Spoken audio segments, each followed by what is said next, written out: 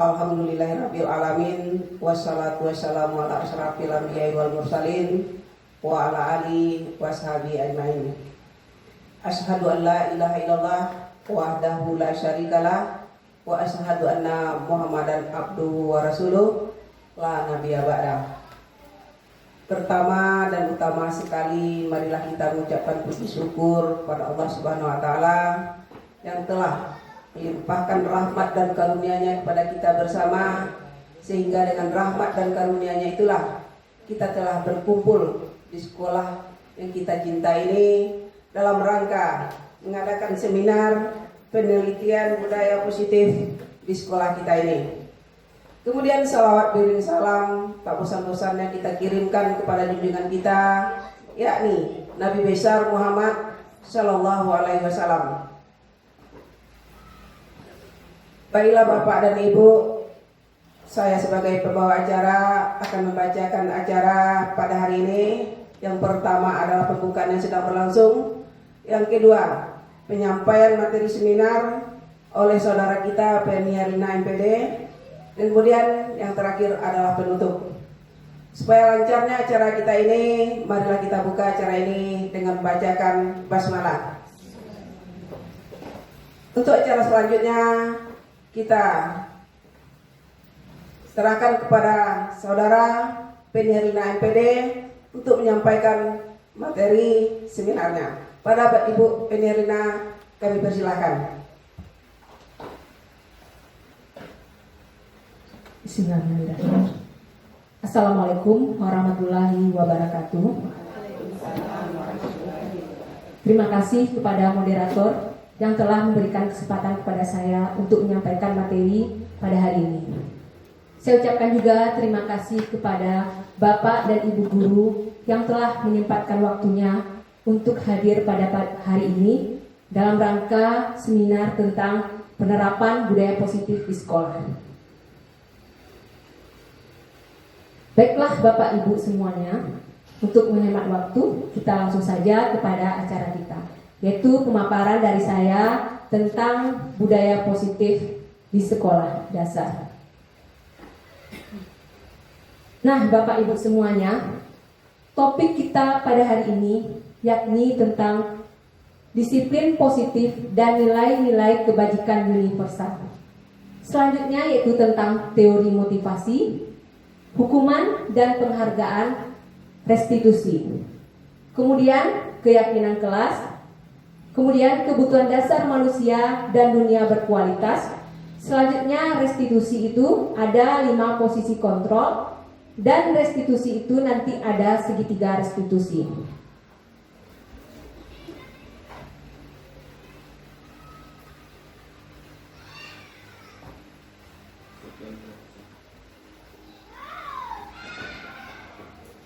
Baiklah Bapak dan Ibu semuanya, sebelum kita melanjut kepada materi, di sini saya ada mempunyai sebuah kegiatan yang akan nantinya Bapak dan Ibu lakukan. Di sini terlihat ada perannya si A dan si B. Nah, si A ini dia ada memegang sesuatu yang sangat berharga bagi dirinya. Itu disimpannya di dalam kepalan tangannya. Kemudian si B ini merasa sangat penasaran dan ingin sekali melihat apa yang ada di dalam kepala tangan si A. Nah, di sini saya ingin mengajak Bapak dan Ibu untuk memerankan kegiatan yang akan kita laksanakan, yaitu ada yang berperan sebagai si A dan ada yang berperan sebagai si B. Nah, saya minta kepada Ibu Nia mungkin dengan Ibu Ismi untuk mempraktekkan bagaimana itu terlihat, bagaimana yang si A, Bu Pinia berperan sebagai si A mempertahankan apa yang ada dalam kepalan tangannya. Ya. Yang Ismi atau yang berperan sebagai si B, dia bagaimana dia menyampaikan untuk berusaha membujuk Ibu Nia agar mau membuka kepalanya. Kita Ibu Nia dan Ibu Ismi kita maju saja ke depan ya agar terlihat lebih jelas. Kamera terangkat kan? Di kamera. Di kamera. Yang Ibu Beli ya. Baru tangkap dalam. Kepada Ibu Nia, saya ingin mengetahui apa yang ada di dalam kepalan tangan Ibu itu. Bolehkah saya melihat apa yang ada di dalam kepalan tangan Ibu? Ini sangat penting bagi saya karena saya tidak bisa membukanya dengan langsung seperti ini. Ayolah Bu, karena ini sangat bergantung dengan kehidupan saya. Jadi saya ingin tahu apa yang ada di dalam kepalan tangan Ibu ini. Tidak bisa saya lakukan karena ini tergantung juga hidup dan mati saya. Saya kasih Ibu hadiah, nanti saya kasih Ibu uang. Misalnya saya kasih Ibu pertama uangnya 100.000, tapi saya ingin tahu apa yang ada di dalam kepala ini. Tetap saya tidak mau walaupun diberi uang 100.000 mau 200.000 saya tidak mau.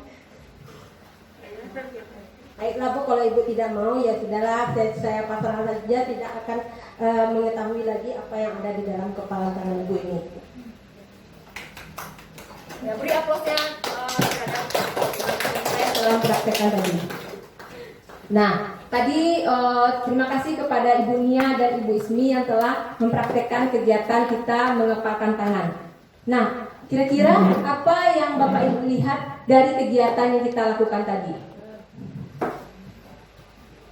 Siapa? Apa kira-kira kelihatan sama Bapak dan Ibu kegiatan yang telah dilakukan tadi? Kira-kira apa? Keteguhan atau keyakinannya. Ya. Bahwa Ibu Nia tadi dia yakin dan teguh pendirian untuk tidak membuka kepalan tangannya. Ya. Nah, di sini itu berkaitan dengan bagaimana kita di sekolah, karena itu berkaitan dengan kontrol diri. Di situ terlihat bahwa kontrol diri kita itu adalah pada diri kita sendiri, bukan dari orang lain. Nah, di sini tadi Ibu Nia, walaupun bagaimanapun Ibu Rika mencoba membujuk dia untuk membuka apa yang ada dalam kepala tangannya dengan memberikan hadiah, dengan kata-kata bujukan, tapi Ibu Nia tidak mau membuka tangannya. Nah, di situ terlihat bahwa kontrol pada diri kita yaitu terdapat pada diri kita sendiri, bukan dari orang lain. Nah, seperti itulah apa yang kita lakukan terhadap anak didik kita, bahwasanya kita tidak bisa memaksa anak untuk berbuat seperti apa yang kita inginkan, karena kontrol dari anak kita adalah pada dirinya sendiri. Di sini kita hanya bisa menasihati, memberikan pelajaran kepada anak, dan tergantung kepada anak itu nantinya akan berbuat apa. Nah, kita lanjut kepada materi selanjutnya.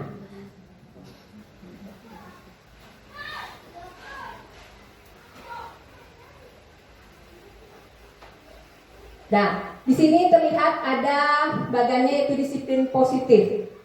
Nah, di disiplin positif ini terdapat teori kontrol atau choice theory yang disampaikan oleh William Glasser. Di sini dinyatakan kalau Anda tidak bisa mengontrol orang lain, hanya Anda yang bisa mengontrol diri sendiri. Nah, itu seperti itu juga, kita tidak bisa mengontrol orang lain dan kita sendiri yang bisa mengontrol diri kita. Di sini makna disiplinnya belajar kontrol diri dengan menggali potensi kita agar tercapai tujuan mulia, yaitu sesuatu menjadi seseorang yang kita inginkan berdasarkan nilai-nilai yang kita hargai. Nah, semua perilaku yang ditunjukkan oleh manusia, khususnya peserta didik kita itu mempunyai tujuan. Ini berkaitan dengan teori motivasi. Ada motivasi itu yang berasal dari luar, yaitu ekstrinsik, dan ada motivasi itu yang berasal dari dalam diri sendiri, yakni disebut motivasi intrinsik. Nah, motivasi ekstrinsik ini berasal dari luar. Contohnya ketika kita memberi hukuman. Memberi hukuman itu anak akan menghindari hukuman. Dia mau melakukan hukuman yang kita berikan. Nah, ini merupakan faktor dari ekstrinsik, yakni karena takut dengan gurunya. Nah, itu disebut dengan faktor ekstrinsik. Kemudian teori motivasinya yang kedua yaitu untuk mendapatkan imbalan. Kemudian motivasi intrinsik yakni untuk menghargai diri sendiri. Nah, ini terwujud dalam nilai-nilai kebajikan universal. Itu terlihat dari nilai-nilai kebajikan universal yang kita terapkan pada peserta didik kita dalam penerapan profil pelajar Pancasila. Apa nilai-nilai profil pelajar Pancasila itu, Bapak Ibu? Yang pertama apa? Ya, beriman dan bertakwa kepada Tuhan Yang Maha Esa. Yang kedua, berakhlak mulia. Yang ketiga, berkebinekaan global. Yang keempat, mandiri, gotong royong, kreatif dan inovatif. Nah, itu adalah nilai-nilai profil pelajar Pancasila yang terangkum dalam nilai-nilai kebajikan universal. Kemudian teori kontrol, ada model berpikir menang-menang, kemudian kolaborasi dan konsensus menciptakan pilihan-pilihan baru. Nah, di sini berberat 5 posisi kontrol. Yang pertama yaitu posisi kontrolnya penghukum, yang kedua pembuat rasa bersalah, yang ketiga sebagai teman, yang keempat pemantau, dan yang kelima yaitu sebagai manajer. Nah, di sini sebagai manajerlah yang kita harapkan posisi kontrol seorang guru, yaitu dalam memanajer siswanya yang melakukan kesalahan atau melanggar sesuatu yang ditetapkan di sekolah. Nah, itu kita selesaikan dengan cara menerapkan tahapan dalam segitiga restitusi. Nah, di tahapan segitiga restitusi ini nantinya ada 3 tahap. Yang pertama, menstabilkan identitas. Yang kedua, validasi kebutuhan. Dan yang ketiga, menanyakan keyakinan. Kemudian, dalam teori kontrol, kita mengetahui realitas, yakni kebutuhan. Kebutuhan kita itu, masing-masing kita itu berbeda. Nah, di sini kita berusaha memahami pandangan orang lain tentang dunia. Setiap orang memiliki gambaran yang berbeda tentang dunianya. Kemudian ini berkaitan dengan 5 kebutuhan dasar manusia. Nah, di sini 5 kebutuhan dasar manusia. Yang pertama yaitu penguasaan, yang kedua kasih sayang dan rasa diterima, yang ketiga kesenangan, dan yang keempat adalah kebebasan. Selanjutnya kita masuk tentang budaya positif atau ekosistem positif. Di sini setiap sekolah itu pasti mempunyai nilai-nilai positif yang telah terlahir di lingkungan sekolahnya. Nah, kita sebagai warga sekolah berusaha menciptakan lingkungan positif serta mendukung murid menjadi pribadi yang bahagia, mandiri dan bertanggung jawab sesuai dengan filosofi Ki Hajar Dewantara. Kita ambil contohnya, bahwa seorang anak itu kita umpamakan dia seperti benih. Nah, benih itu kita menyemai benih, misalnya benih padi, kita semai. Sekolah sebagai tempat persemaiannya. Nah, kita sebagai guru adalah sebagai petaninya. Kita tidak bisa mengharapkan kalau padi ini akan tumbuh jadi tomat atau akan tumbuh jadi tanaman ubi. Bisa seperti itu Bapak Ibu? Bisa? Nah, kalau kita menanam padi, pasti yang akan tumbuh padi ya. Nah, seperti itulah anak-anak kita. Kita sebagai seorang guru yang diibaratkan sebagai petani, kita hanya bisa memelihara tanaman padi itu agar tumbuh sesuai dengan kodratnya. Di sini kita bisa memberikan pupuk, memberikan air, menjaga tanahnya agar tetap subur. Ya Bapak Ibu. Nah, kita nanti kita serahkan kepada anak bagaimana dia akan tumbuh dengan baik. Nah, seperti itulah kira-kira perumpamaan kita sebagai seorang pendidik atau seorang among itu terhadap anak didik kita. Nah, kalau kita akan menginginkan anak didik kita menjadi sesuai yang kita harapkan, maka kita berikanlah pemeliharaan kepada tanaman padi yang kita umpamakan sebagai anak didik kita, maka anak tersebut akan tumbuh sesuai dengan yang kita inginkan. Kemudian kita lanjut.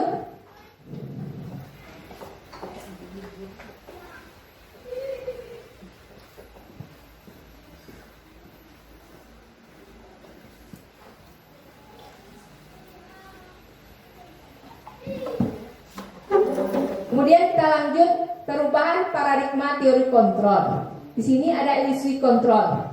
Guru itu berilusi bahwa dia dapat mengontrol muridnya. Kemudian guru berilusi bahwa kritik dan membuat orang merasa bersalah dapat menguatkan karakter. Kemudian guru berilusi bahwa semua penguatan positif, efektif, dan bermanfaat.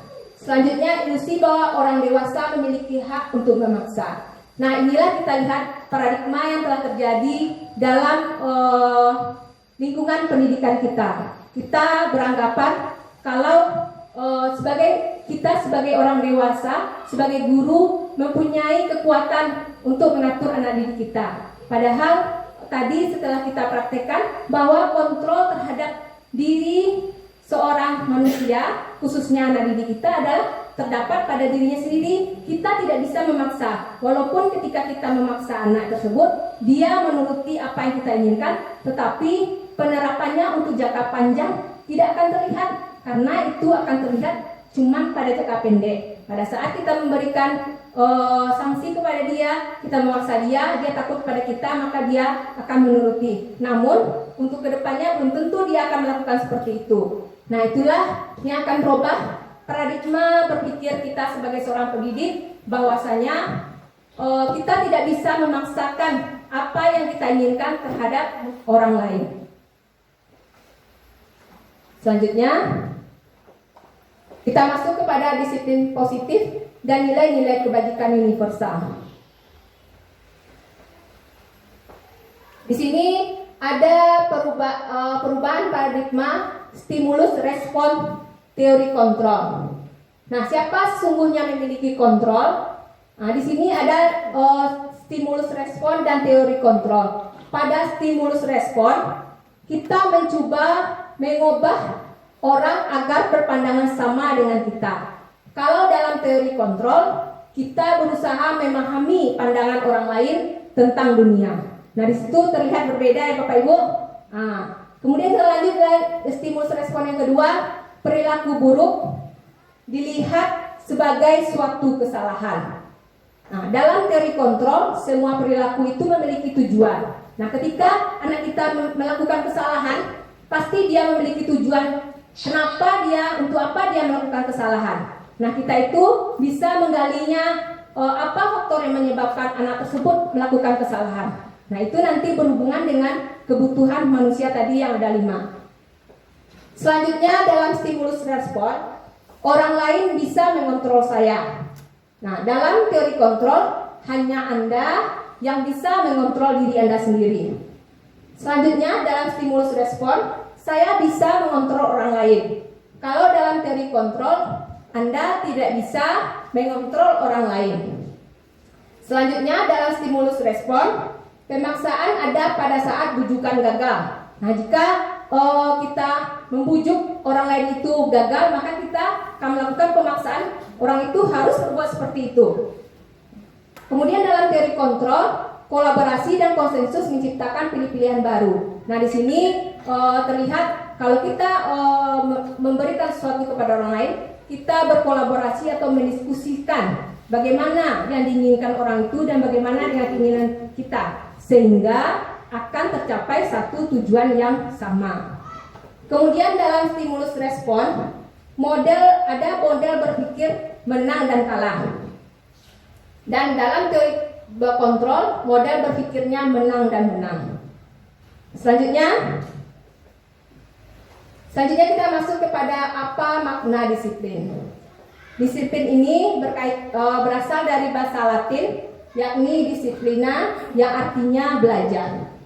Kalau dalam konotasi dengan disiplin diri dari murid-murid Socrates dan Plato, itu arti disiplin itu yakni belajar. Nah, sekarang ini dalam budaya kita yang kita jalani sehari-hari sekarang, kata disiplin itu berubah maknanya. Yakni maknanya menjadi sesuatu yang dilakukan seseorang pada orang lain untuk mendapatkan kepatuhan. Benar begitu Bapak dan Ibu? Ya, seperti contohnya disiplin di sekolah kita terapkan. Kita mengharapkan anak didik kita patuh terhadap disiplin yang kita terapkan. Sebelumnya disiplin itu bukan seperti itu. Disiplin itu adalah artinya belajar. Kemudian dengan kata disiplin yang kita terapkan itu menimbulkan ketidaknyamanan bagi anak didik. Kemudian bukan dengan apa yang kita hargai atau pencapaian suatu tujuan yang mulia. Jadi kalau disiplin itu sifatnya seperti memaksa jadinya, bukan seperti yang arti yang awalnya yaitu tentang belajar. Nah, kita lihat Bapak Ibu nilai-nilai kebajikan universal. Nilai-nilai kebajikan. Nilai kebajikan ini adalah sifat-sifat positif manusia yang merupakan tujuan mulia yang ingin dicapai setiap individu. Nilai tersebut bersifat universal dan lintas bahasa, suku bangsa, agama maupun latar belakang. Kemudian, setiap perilaku atau perbuatan memiliki tujuan. Dengan mengaitkan nilai-nilai kebajikan yang diyakini seseorang, maka motivasi intrinsiknya akan terbangun, sehingga menggerakkan motivasi dari dalam untuk mendapatkan tujuan mulia yang diinginkan. Nah, di sini telah kita bahas juga tadi pada awal Bapak Ibu, kalau nilai kebajikan itu telah terdapat dalam profil pelajar Pancasila kita, yakni yang pertama, beriman dan bertakwa kepada Tuhan Yang Maha Esa dan berakhlak mulia, kemudian mandiri, kemudian bernalar kritis, kemudian berkebinekaan global, bergotong royong, dan kreatif. Nah, nilai-nilai kebajikan inilah yang harus kita terapkan dalam sekolah kita. Bagaimana kita menerapkan kepada anak, menanamkan kepada anak nilai-nilai kebajikan agar anak menunjukkan perilaku dan sikap yang sesuai dengan nilai-nilai kebajikan. Sehingga dengan anak memahami nilai kebajikan tertanam dalam dirinya, maka insya Allah anak akan menunjukkan perilaku yang sesuai dengan profil pelajar Pancasila. Selanjutnya kita masuk kepada teori motivasi, hukuman, penghargaan, dan restitusi. Nah, di sini terlihat Bapak Ibu teori motivasi perilaku manusia. Kita mengetahui kalau seseorang berperilaku atau menunjukkan suatu sikap, itu pasti ada motivasi yang mendorong seseorang untuk melakukan sesuatu. Benar begitu Bapak dan Ibu? Ya. Kemudian ada motivasinya untuk menghindari ketidaknyamanan atau hukuman. Apa yang akan terjadi apabila saya tidak melakukannya? Nah, itu adalah motivasi eksternal. Itu terlihat ketika kita memberikan hukuman kepada anak didik kita. Di situ tersirat dalam dirinya, dalam hatinya, apa yang akan terjadi apabila saya tidak melakukannya. Nah, di situ dia akan melakukan apa yang hukuman diberikan kepadanya, karena dia takut dengan guru. Nah, itu adalah faktor ekstrinsiknya dari luar. Dia takut nanti kalau tidak melakukan hukuman ini akan diberikan hukuman yang lain lagi oleh guru. Seperti itu Bapak dan Ibu. Kemudian untuk mendapatkan imbalan dari orang lain atau institusi. Nah, di sini akan muncul pertanyaan, apa yang akan saya dapatkan apabila saya melakukannya? Nah, ini adalah faktor dari luar juga kan Bapak Ibu. Nah, dia mengharapkan imbalan dari apa yang akan dilakukannya. Nah, itu adalah motivasi yang belum terlahir dari dirinya. Itu motivasi dia ingin mendapatkan imbalan atau penghargaan dari orang lain. Nah, ini kita namakan dengan motivasi eksternal juga. Kemudian, untuk menghargai diri sendiri, saya akan menjadi orang yang seperti apa bila saya melakukannya. Nah, itu dia mengintrospeksi kepada dirinya. Jika dia melakukan ini, menjadi apa dia nantinya. Nah, itu adalah faktor dari dalamnya, dorongan dari dalam dirinya untuk melakukan sesuatu. Jadi dia ketika dia melakukan ini, misalnya dia belajar mengerjakan PR misalnya seumpamanya anak kita. Nah, dia akan berpikir sendiri, apa yang akan saya dapatkan ketika saya belajar dengan rajin? Nah, di situ dia berpikir, oh nanti saya kalau ketika belajar dengan rajin ini, nilai saya akan bagus, saya akan mendapatkan nilai bagus, juara, dan nanti saya akan mempunyai modal untuk ilmu untuk naik ke kelas selanjutnya. Nah, seperti itu. Jadi kalau motivasi yang lahir dari dalam dirinya, maka itu akan dilaksanakan atau akan tergambar dalam jangka waktu yang akan panjang. Nah, kalau motivasi yang lahir dari luar, seperti tadi dia melakukan misalnya belajar dengan rajin atau mengerjakan tugas ini, dia akan mendapatkan imbalan dari gurunya. Nah, ketika guru tersebut tidak memberikan penghargaan lagi, dia tidak akan melakukan lagi. Nah, seperti itulah Bapak Ibu penjabarannya dalam kehidupan dunia nyatanya. Nah, Bapak Ibu, di sini kita membahas tentang merdeka. Seperti yang kita ketahui bahwa kita melaksanakan kurikulum merdeka belajar. Nah, di sini terlihat ini Bapak apa, Bapak Ibu? Siapa nama bapaknya? Ya, ini Bapak Ki Hajar Dewantara, yaitu Bapak pendidikan kita ya. Nah, menurut Ki Hajar Dewantara ini, merdeka itu artinya tidak hanya terlepas dari perintah, akan tetapi juga cakap buat memerintah diri sendiri. Nah, di situ berkaitan dengan bagaimana kita mengajarkan anak didik kita bahwa kita melahirkan anak itu menciptakan suatu kondisi pembelajaran di sekolah yang memerdekakan anak, dalam arti kita membelajarkan anak sesuai dengan bakat dan minatnya. Kita tidak bisa memaksakan kehendak seperti ini yang kita ajarkan, tetapi kita berkolaborasi dengan anak didik kita untuk mewujudkan suatu pembelajaran yang merdeka bagi dirinya sesuai dengan kodrat alam dan kodrat zamannya. Nah, di sini kodrat alam, bagaimana Bapak Ibu ketahui tentang kodrat alam seorang anak itu? Mungkin Bapak Ibu ada yang mengetahui kodrat alam anak itu seperti apa? Bagaimana dunia anak-anak itu yang Bapak Ibu ketahui? Iya, benar sekali. Kalau seorang anak itu dunianya itu kodratnya itu bermain. Jadi kita sebagai seorang pendidik menghadirkan pembelajaran itu, hadirkanlah pembelajaran yang menuntun siswa bermain dalam belajar. Nah, jadi kalau kodrat alam anak itu bermain, jadi ketika kita mengajarkan anak dengan cara bermain, anak itu akan termotivasi untuk belajar. Dibandingkan kita mengajar dengan menyampaikan teori-teori atau kita menyampaikan pembelajaran, nah itu kurang bermakna bagi anak. Jadi kita mengajarkan anak sesuai dengan kodrat alamnya. Kemudian kodrat zaman. Nah, di sini kodrat zaman, bagaimana Bapak Ibu ketahui tentang kodrat zaman anak? Bagaimana kira Bapak Ibu? Ya, bagus sekali. Ya, benar. Kalau sekarang anak itu zamannya yaitu mengikuti kemajuan teknologi, semua teknologi. Nah, di sini kita menghadirkanlah sebuah pembelajaran yang menggunakan media yang berbasis IT tadi. Jadi anak juga akan merasakan pembelajaran itu dengan nyaman dan tidak menjadi beban bagi mereka selama dalam proses pembelajaran. Kemudian kita masuk kepada restitusi tadi Bapak Ibu. Nah, Bapak Ibu ada yang tahu tentang restitusi sebelumnya?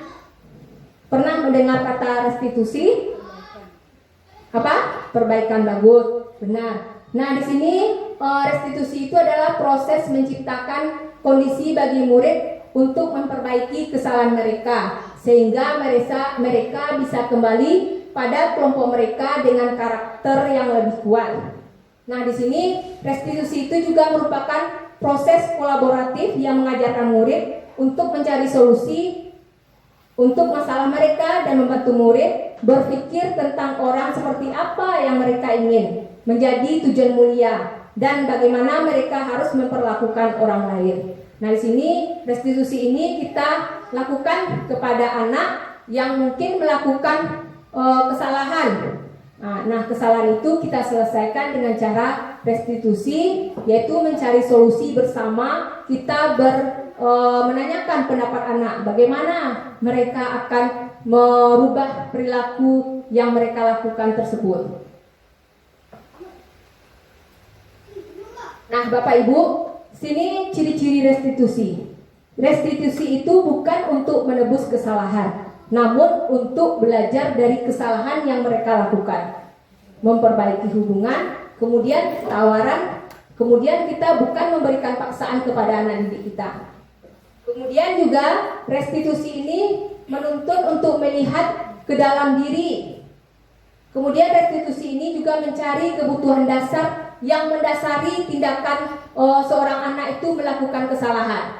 Nah, di sini restitusi diri adalah cara yang paling baik. Kemudian restitusi itu berfokus pada karakter, bukan tindakan. Kemudian restitusi itu fokus pada solusi, dan restitusi mengembalikan murid yang berbuat salah kepada kelompoknya. Nah, di sini sebelum kita menerapkan restitusi kepada anak, terlebih dahulu kita menerapkan keyakinan kelas, membentuk dulu keyakinan kelas di dalam kelas kita masing-masing. Nah, di sini sebelumnya kita pasti mengenal kalau peraturan ya Bapak Ibu. Ya, peraturan. Mengapa harus keyakinan? Keyakinan kelas. Nah, di sini terlihat mengapa kita memiliki peraturan harus menggunakan helm bila mengendarai kendaraan roda 2. Kemudian mengapa kita memiliki peraturan 3M, menggunakan masker, mencuci tangan, dan menjaga jarak 1,5 meter. Kemudian mengapa kita memiliki peraturan harus datang tepat waktu pada saat mengikuti pelatihan. Nah, di sini untuk mendukung motivasi intrinsik, kembali kita ke nilai-nilai keyakinan yang telah menggerakkan seseorang dibandingkan mengikuti serangkaian peraturan-peraturan. Lanjut.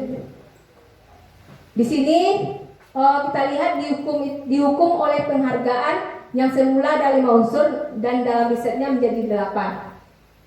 Nah, dihukum oleh penghargaan. Di sini akan terlihat nanti pengaruhnya jangka pendek atau jangka panjang.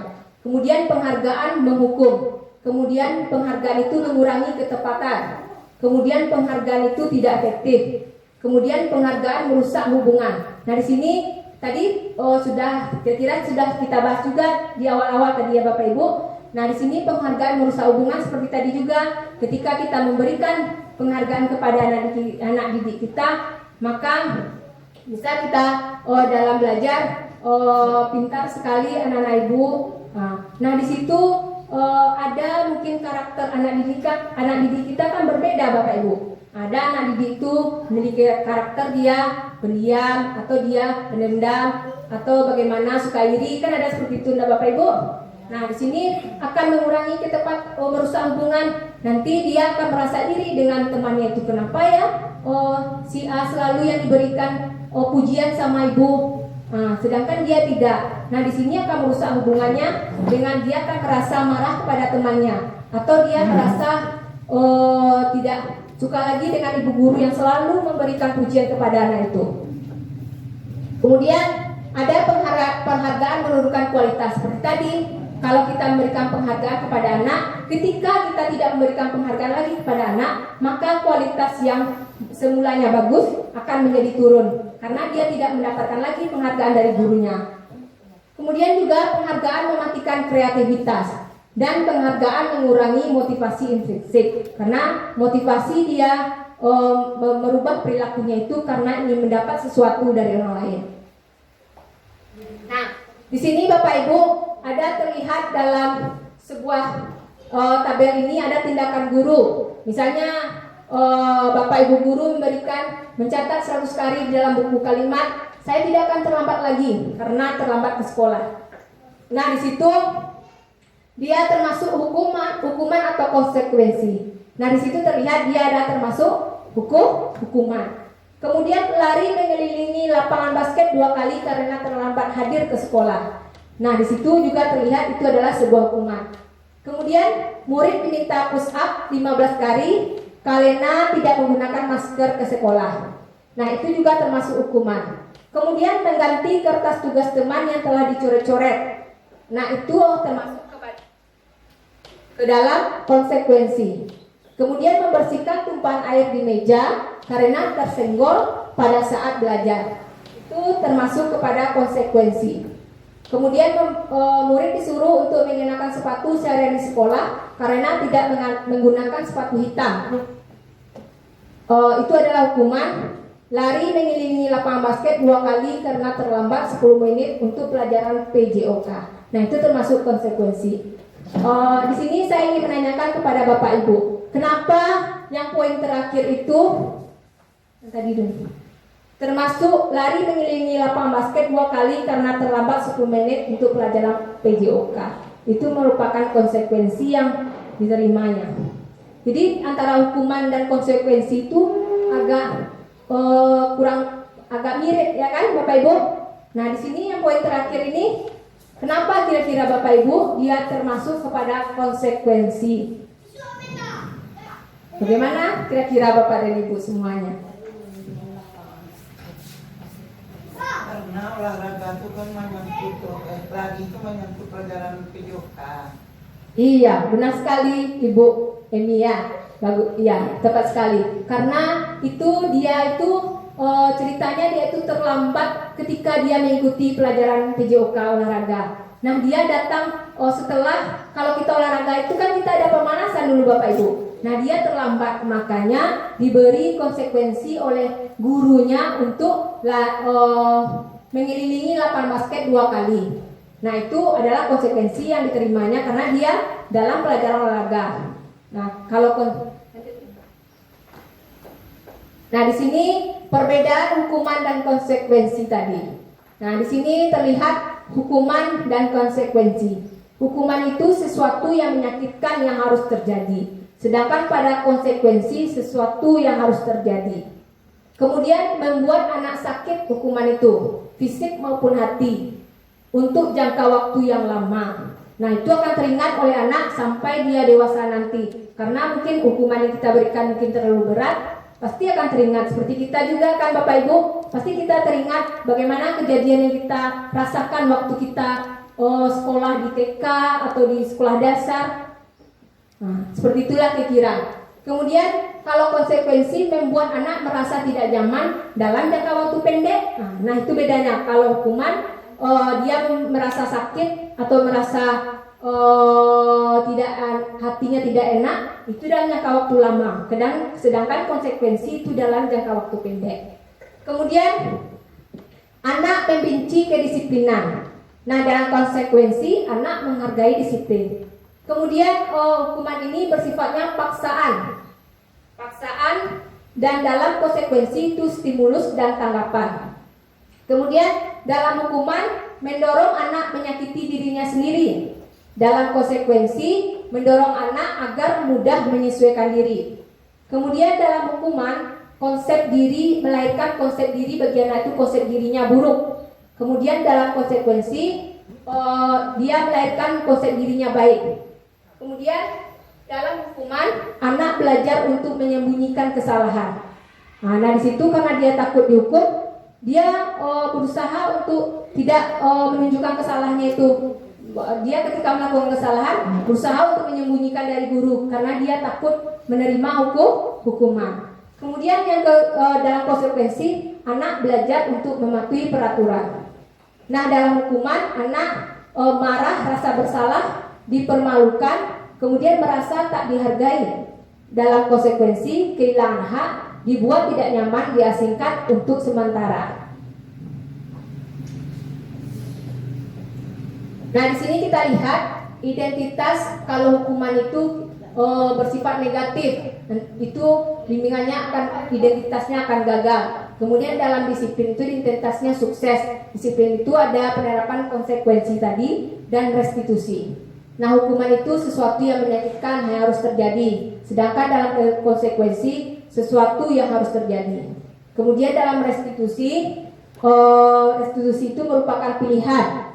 Kemudian dalam hukuman tidak nyaman untuk jangka waktu panjang. Kemudian dalam konsekuensi itu tidak nyamannya hanya dirasakan dalam jangka waktu pendek. Kemudian kalau dalam restitusi menguatkan untuk murid dalam jangka waktu panjang. Kemudian dalam hukuman korban mendapatkan keadilan. Dalam konsekuensi korban bisa diabaikan. Nah, dalam restitusi itu korban mendapatkan ganti. Kemudian dalam hukuman murid atau anak merasa tersakiti. Sedangkan dalam konsekuensi murid atau anak dibuat tidak nyaman. Kemudian dalam restitusi murid atau anak mendapatkan penguatan. Kemudian dalam hukuman terlihat perilakunya pasif dan agresif meningkat. Kemudian dalam konsekuensi penguatan hanya bertahan dalam jangka waktu pendek, dan dalam restitusi masalah jadi terpecahkan. Kemudian sistem tidak akan berjalan bila murid tidak takut kalau dalam hukuman. Nah, jadi kalau hukuman itu kan murid kita takut untuk berbuat salah, dia dihukum, takut dia nantinya. Kemudian kalau dalam konsekuensi memerlukan monitoring dan supervisi terus menerus dari guru. Kemudian dalam restitusi murid belajar bertanggung jawab untuk perilaku yang telah dilakukannya. Kemudian dalam hukuman berlaku hanya pada sebuah institusi, tidak berlanjut pada kehidupan nyata. Nah, dalam konsekuensi membantu penerapan mengikuti peraturan dalam masyarakat. Dalam restitusi fokus pada pemecahan masalah dalam jangka waktu panjang.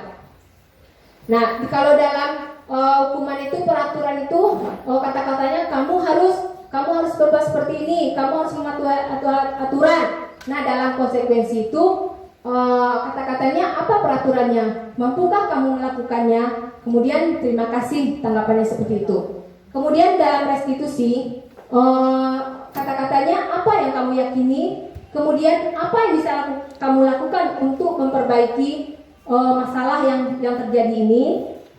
Nah, di sini dalam hukuman murid atau anak membenci peraturan. Dalam konsekuensi murid atau anak menghormati peraturan. Dalam restitusi murid atau anak menghormati dirinya dan menghormati orang lain. Nah, di sini terlihat kalau hukuman itu bersifat negatif, kalau konsekuensi netral, dan restitusi itu bersifat positif. Nah, di sini kita lihat kebutuhan dasar manusia dan berdunia berkualitas. Nah, tadi sudah kita bahas lagi bahwa kebutuhan dasar manusia itu ada 5. Yang pertama, bertahan hidup. Bagaimana kita mencukupi kebutuhan sandang, pangan, papan. Nah, itu adalah kebutuhan dasarnya yang pertama ya Bapak Ibu ya. Nah, kemudian ada kebutuhannya kasih sayang dan rasa diterima. Kemudian kebutuhannya kesenangan, kemudian kebebasan, dan kemudian penguasaan. Nah, masing-masing kita manusia itu memiliki 5 kebutuhan dasar manusia ini, baik kita sendiri maupun anak didik kita. Nah, disinilah kita lihat bagaimana seorang anak itu menunjukkan perilaku yang tidak sesuai dengan kita inginkan.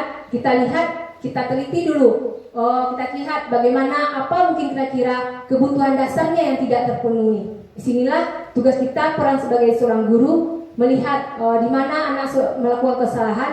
Kita lihat apa kira-kira kebutuhan dasarnya yang tidak terpenuhi. Nah, seperti ini terlihat oleh Bapak dan Ibu semuanya. Ibu guru bilang, aku tidak boleh bersenandung sewaktu mengerjakan tugas. Katanya kelas harus tenang, tidak ada suara. Padahal kan aku suka dan senang menyanyi. Nah, kira-kira apa kebutuhan yang tidak terpenuhi oleh anak tersebut? Apa kebutuhan yang kira dia inginkan itu Bapak Ibu? Kebebasan. Iya, benar. Nah, ini adalah kebutuhan kebebasan. Dia ingin bebas dalam belajar itu. Bagaimana dia ingin mengekspresikan dirinya. Kemudian yang kedua, ibu guru tidak menyapaku hari ini, padahal aku pakai jepit rambut baru. Nah, bagaimana ya Bapak Ibu? Itu kebutuhan apa kira? Perhatian dan kasih sayang tadi ya Bapak Ibu. Kemudian aku bosan, masa belajarnya cuma gitu-gitu aja, dengerin ibu guru aja. Apa kira-kira kebutuhannya Bapak Ibu? Ya, kebebasan juga bisa ya. Kemudian aku sebel, gambarku tidak rapi, malah ibu guru nunjukin ke teman-temanku di depan kelas. Kira-kira apa kebutuhannya itu? Kasih sayang. Ya, Penguasaan bisa juga kan? Nah, kebutuhan merasa dihargai, kasih sayang. Nah, di sini kita telah melihat tadi 5 kebutuhan manusia yang mendasari kita merubah perilaku anak. Bagaimana dia melakukan kesalahan, kita lihat bagaimana kebutuhan dasarnya yang tidak terpenuhi. Kemudian di sini kita sebagai guru memiliki 5 posisi kontrol. Nah, dari kelima posisi kontrol ini nanti kita lihat yang mana posisi kontrol kira-kira yang terbaik. Nah, di sini ada posisi kontrolnya ada sebagai penghukum. Nah, penghukum itu dia gurunya berbuat menghardik, menunjuk-nunjuk, menyakiti, menyindir. Nah, kalau pada pembuat orang merasa bersalah, dia akan berceramah dan mengatakan seharusnya anak ibu bukan seperti itu. Kemudian ibu kecewa sekali dengan perilaku anak-anak ibu. Nah, itu dia membuat orang bersalah. Nanti anak-anak ibu kenapa berperilaku seperti ini? Tidak merasa kasihan kepada ibu. Nanti ibu kena marah sama ibu kepala. Kan seperti itu menumbuhkan rasa kasihan kepada anak, merasa bersalah anak didik kita kepada kita. Nah, itu posisi kontrolnya itu membuat orang merasa bersalah. Kemudian mengharapkan imbalan teman sebagai teman. Nah, di sini mengharapkan imbalan atau ketergantungan pada orang lain. Di sini kita membuat alasan-alasan untuk murid kita. Kita memposisikan murid kita itu sebagai teman. Kemudian sebagai pengantau menghitung dan mengukur. Kemudian sebagai manajer mengajukan pertanyaan-pertanyaan. Nah, di sini kalau sebagai penghukum, kalau kamu tidak melakukannya, awas ya, rasakan. Nah, itu kita mengharuskan anak melakukan seperti itu, mengancam ya Bapak Ibu.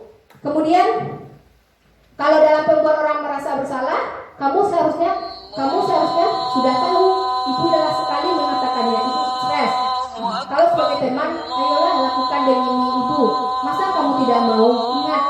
Ingat tidak ibu pernah membantu kamu. Seperti itu. Kemudian dengan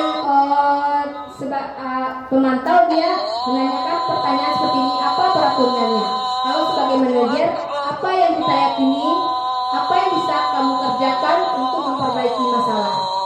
Nah, kalau pemberi hukuman itu hasilnya memberontak atau menyalahkan orang lain, menyebabkan anak berbohong. Kemudian pembuat orang merasa bersalah, itu hasilnya menyembunyikan, menyangkal atau berbohong. Kemudian kalau teman, kita menjadi ketergantungan. Ketika guru itu tidak memposisikan dirinya sebagai teman lagi terhadap murid tersebut, dia akan melakukan kembali tindakan yang salah yang dilakukannya itu.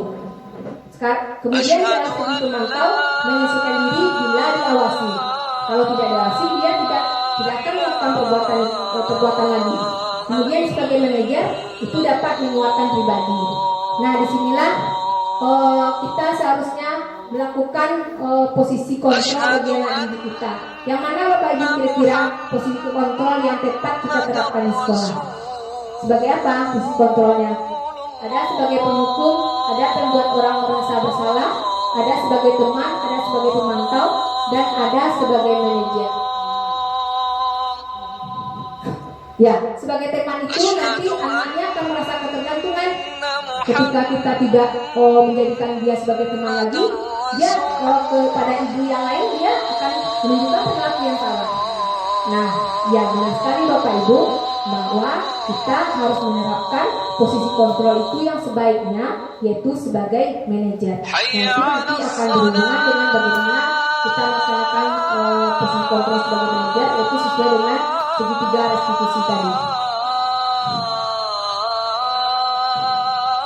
Nah, sini pernyataan-pernyataan yang akan muncul. Saya kecewa sekali dengan kamu. Nah, itu adalah yang mengatakannya itu membuat orang merasa bersalah. Kemudian kamu tidak kamu tidak benar-benar melakukannya. Nah, itu adalah sebagai penghukum. Kemudian ayolah lakukan demi ibu atau bapak. Itu adalah sebagai teman. Kemudian apakah kamu mau mendapatkan stiker bintang hari ini? Nah, itu adalah sebagai pemantau. Bagaimana kamu bisa menyelesaikan masalah ini? Nah, itu adalah yang mengatakan yaitu sebagai seorang manajer. kamu selalu yang paling terakhir.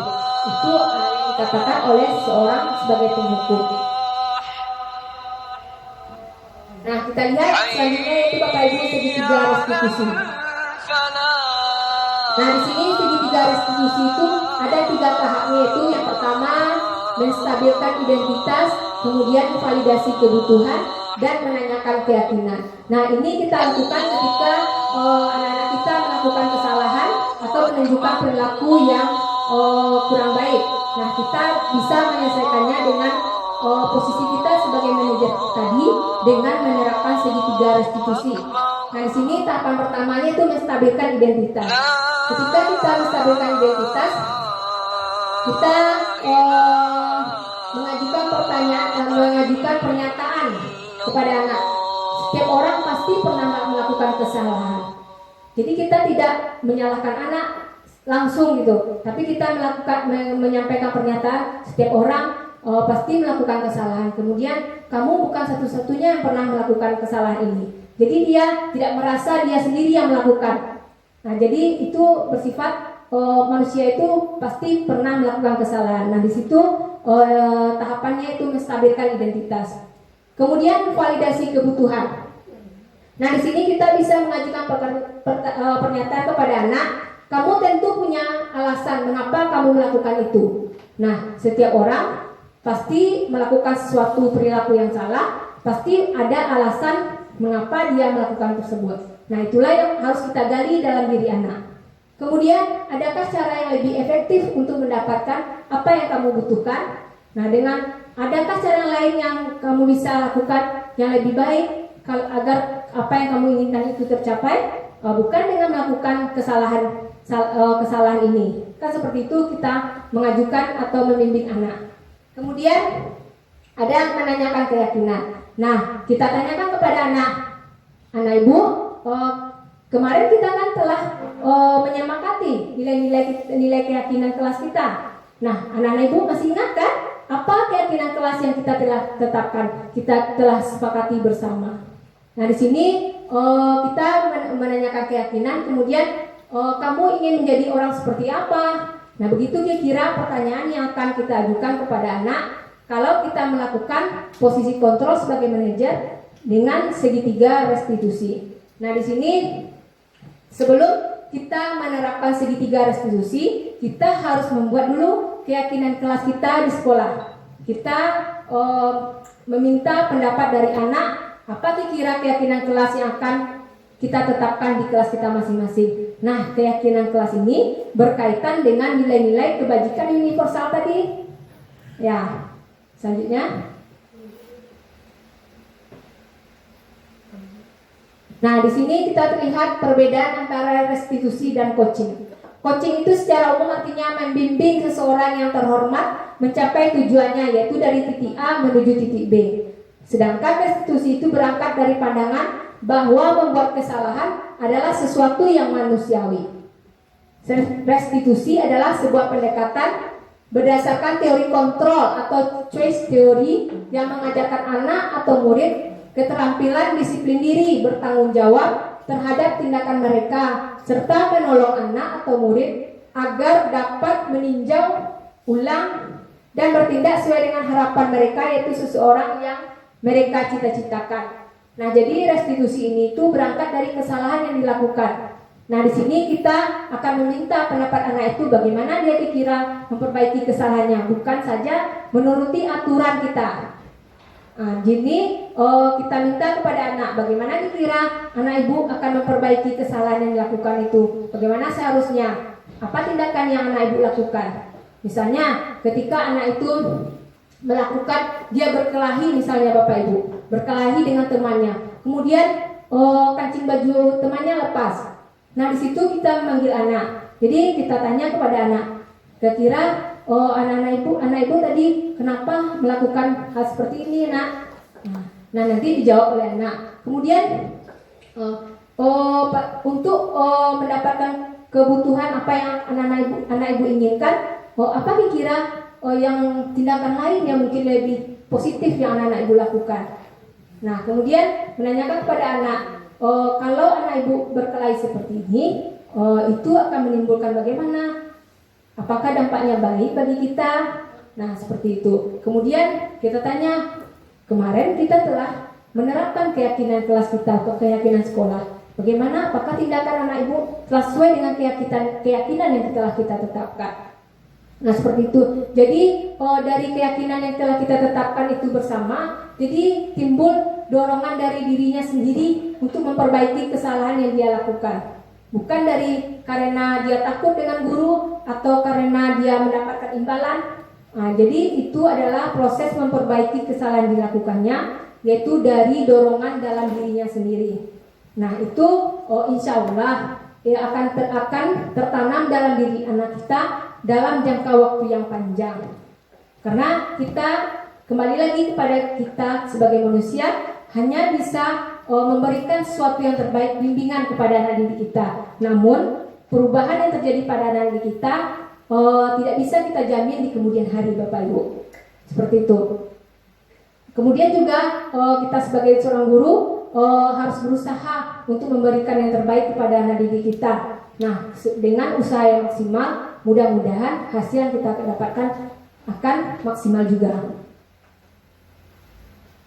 Nah, di sini ada perbedaan segitiga restitusi dan coaching. Restitusi itu fokus pada penyelesaian seorang murid yang membuat kesalahan. Kemudian restitusi itu proses restitusi mengembalikan murid terhadap keyakinan atau nilai yang telah disepakati. Kemudian coaching itu dalam konteks pendidikan tidak dilakukan pada murid yang berbuat kesalahan. Kemudian proses coaching dilakukan untuk mengembangkan potensi murid atau menyelesaikan masalahnya sendiri. Nah, itulah kira-kira Bapak Ibu materi kita pada hari ini tentang budaya positif yang sangat bermanfaat sekali bagi kita semua.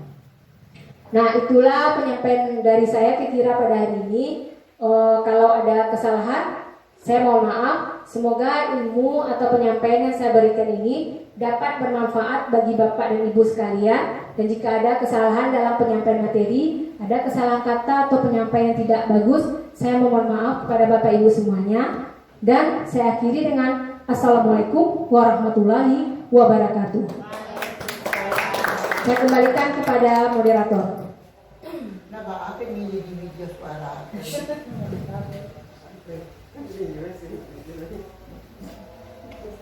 Nah, tajam sebentar.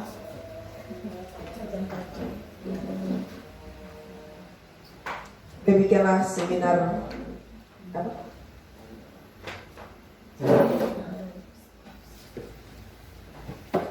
Demikianlah penyampaian seminar yang dibawakan oleh Ibu Penny Herlina MPD. Dan sekarang diadakan sesi tanya jawab.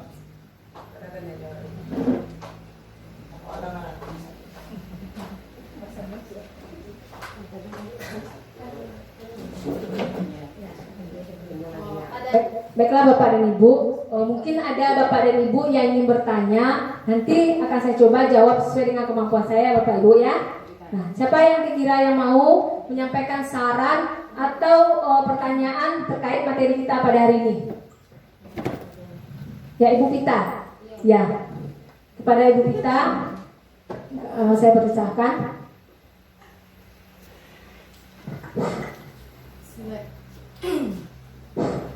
Bismillahirrahmanirrahim. Assalamualaikum warahmatullahi wabarakatuh. Pertama sekali ingin saya sampaikan ucapan sangat luar biasa sekali kepada rekan kita yaitu Ibu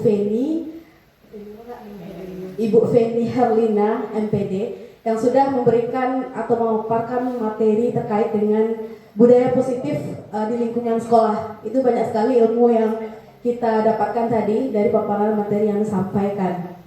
Nah, di sini yang menjadi atau menggelitik di kepala saya mungkin juga sama halnya dengan Bapak Ibu semuanya. Tadi disampaikan oleh Ibu Penny Herlina bahwa budaya positif terapkan di sekolah itu ada beberapa faktor yang mendukung. Yang pertama itu ada faktor ekstrinsik, kemudian ada intrinsik. Dan yang sangat penting sekali yaitu faktor intrinsik dari seorang siswa. Bagaimana seorang siswa itu bisa termotivasi untuk belajar, bukan dari faktor ekstrinsik. Sedangkan kita sebagai seorang guru rasanya sudah semaksimal mungkin memberikan baik itu motivasi, pembelajaran yang berdiferensiasi kepada anak, tetapi dari anak itu sendiri kadangkala tidak menunjukkan suatu perubahan yang nyata seperti itu. Nah, mungkin di sini Ibu Feni Herlina bisa sharing dengan kami bagaimana tips, triks, faktor intrinsik dari seorang anak itu bisa menjadi termotivasi belajar dengan didukung oleh faktor ekstrinsik dari seorang guru. Mungkin itu saja yang pertanyaan yang saya sampaikan. Terima kasih. Assalamualaikum warahmatullahi wabarakatuh.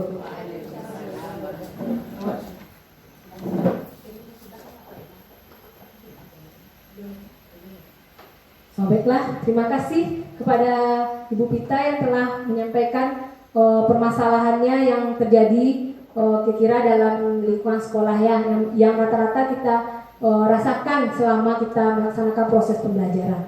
Nah, pertanyaan atau pernyataan yang sangat luar biasa sekali dari Ibu Pita. Nah, kita kembali lagi kepada bagaimana kita berupaya untuk membimbing anak kita dalam belajar agar tercapai sesuai dengan apa yang kita harapkan. Nah, di sini kita melakukan pembaruan dalam pembelajaran. Ternyata setelah kita melakukan berbagai pembaruan atau berbagai metode atau metode atau model pembelajaran telah kita terapkan kepada anak didik kita, namun tidak terjadi perubahan.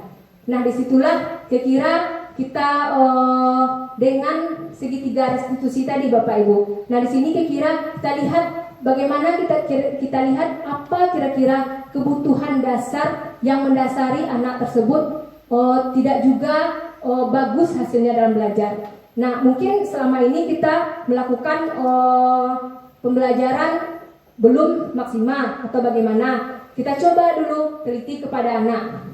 Kita tanya anak itu secara individual. Kenapa anak ibu setelah hasil belajarnya selalu seperti ini? Nah, kita dalami anak itu secara individu. Kita tanya, mungkin faktornya ada dari faktor keluarga, atau ada kemudian dia kurang perhatian dari rumah, atau faktor lainnya. Nah, di situ kita lihat, kita komunikasi dengan anak, kita sharing dengan anak. Nah, di situ anak itu kan kalau kita bertanya atau berbicara dengannya secara mendalam, pasti anak itu akan tergugah hatinya menceritakan. Mungkin karena kita ketahui kan tadi, seseorang melakukan tindakan yang salah atau tidak sesuai dengan yang kita harapkan, pasti ada sesuatu yang mendasari atau memotivasi dia melakukan perbuatan atau tidak sesuai dengan yang kita inginkan. Begitu Bapak Ibu. Nah, di sini diharapkan bagaimana usaha kita, bagaimana kita sabar dalam menghadapi anak. Nah, itu juga kita kembalikan nanti. Karena kita tidak semua manusia itu sama, khususnya anak didik itu tidak sama. Ada yang memiliki kemampuan daya pikirnya yang tinggi, ada yang rendah. Nah, di setiap anak itu tidak selalu dia mempunyai kemampuan dalam berpikir yang tinggi. Mungkin dari sisi lain dia mempunyai kemampuan yang lebih dari teman-temannya. Nah, disitulah kita menerapkan kepada anak itu pembelajaran yang sesuai dengan bakat dan minatnya masing-masing. Nah, di situ nanti kita tidak harus selalu mengharapkan anak itu tuntas belajarnya, bagus nilainya. Karena dalam kurikulum Merdeka kita ini kan kita mengharapkan bagaimana anak itu menunjukkan karakter atau pribadi yang menunjukkan karakter Pancasila. Nah, dari nilai itu nanti akan menurun juga akhirnya. Kalau jika perilaku anak telah baik, maka nilai itu akan menjadi nilai plus bagi dia di kemudian hari. Nah, disitulah kira-kira menurut saya. Nah, kemudian juga dari tadi itu anak ada yang hasil belajarnya tinggi, ada yang rendah, ada yang berhasil dia ada tidak. Nah, itu kita kembalikan lagi, itu adalah hal yang biasa ya Bapak Ibu. Kita tidak bisa memaksakan anak itu mencapai tujuan yang sama, harus tinggi hasilnya, harus baik hasilnya. Sedangkan kita telah berusaha maksimal. Jadi kita kembali juga kepada diri kita, introspeksi diri kita ya Bapak Ibu ya. Mungkin seperti itu. Mungkin ada usaha kita yang belum maksimal atau bagaimana. Nah, nanti hasilnya akan terlihat. Mungkin anak itu akan bervariasi. Di sini itu adalah hal yang sesuatu yang biasa bagi apa yang kita rasakan di proses pembelajaran yang kita laksanakan. Nah, di sini setelah kita melakukan pendekatan kepada anak dengan berkali-kali, maka kita tidak bisa mengharapkan apa yang sesuai dengan kita harapkan, karena dalam pendidikan ini kita juga tahu bahwa pendidikan ini bukan tugas kita sendiri, karena harus ada kolaborasi antara guru, sekolah, dengan orang tua, dengan anak. Nah, itu adalah kolaborasi yang harus kita harapkan. Jadi ketika kita membimbing anak tersebut, memberikan materi dengan baik, di rumah orang tuanya tidak mendukung, tidak ada mengajarkan seperti apa yang kita harapkan. Nah, itu akan sia-sia pembelajaran yang kita berikan. Nah, itu perlu kita ingat kalau pendidikan itu adalah suatu sistem yang semuanya terkait di dalamnya. Begitu kira Ibu Pita. Bagaimana Ibu Pita? Mungkin ada dari teman-teman yang lain atau Bapak Ibu yang lain yang ingin menambahkan terkait dengan pertanyaan yang Ibu Pita rasakan di sekolahnya, seperti itulah kira-kira. Mungkin pada umumnya kita juga merasakan seperti itu ya Bapak Ibu. Bagaimana Ibu Pita? Atas jawaban yang sangat luar biasa sekali. Iya. Sarangnya kan sila.